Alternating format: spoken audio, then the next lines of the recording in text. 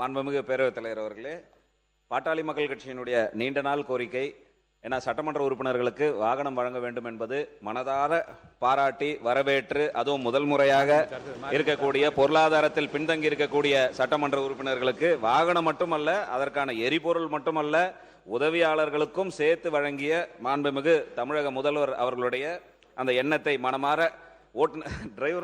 ஓட்டுநர் உட்பட அனைவரையும் கொடுத்திருக்கக்கூடிய மாண்புமிகு தமிழக முதல்வர்களுக்கு பாட்டாளி மக்கள் கட்சியின் சார்பாக மனமார்ந்த நன்றியை மீண்டும் மீண்டும் தெரிவித்துக் கொண்டு, இரண்டாம் முறை சட்டமன்ற உறுப்பினராக இருக்கக்கூடிய எங்களையும் கொஞ்சம் கனிவோடு பார்த்து, ஏன்னா அனைவருக்கும் தான் சொல்லிருக்காங்க.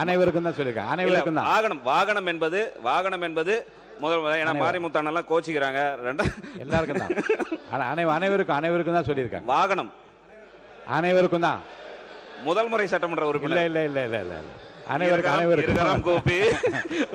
மிக்க மகிழ்ச்சி.